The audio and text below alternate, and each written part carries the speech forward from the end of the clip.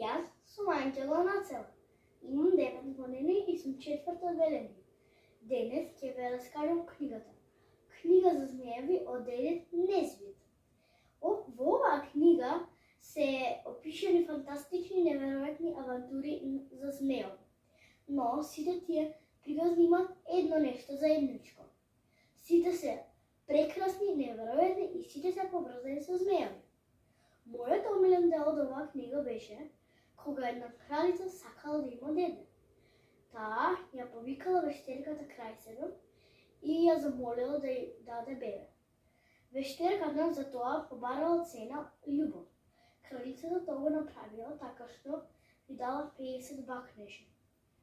Вештерката тогаш ги побарала дијамантите и рекла дека умот на детето ќе биде бистар како дијамантите. Потоа и ги побарала сините рубини и рекла дека очите на детето ќе бидат сини како рубините. И на крај и ги побарала бисерите и кажала дека кожата на бебето ќе биде бела како бисерите. Вештерката се замилала, а кралицата набргу во луката нашла едно бебе. Но кралот многу се изнервирал и се наљутил затоа што тој сакал машки престолонаследник. Но набргу девојката наполнила 18 години.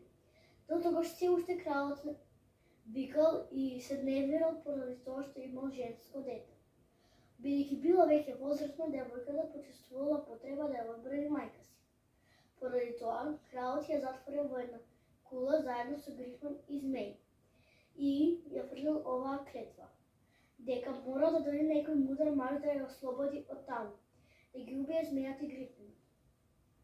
Тогаш кралицата ја повикала вештерката крај себе и ја замолила да ја однесе кај нејзиното дете. Вештерката ја предупредила дека штом ќе отидат таму, веднаш ќе се претврат во камен. Но кралицата сепак не остојувала. Кога отишла таму, тие се претвориле во камен.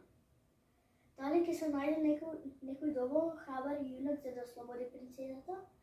Доколку сакате да знаете, прочитајте Книга за змеевите од Едит Несбит.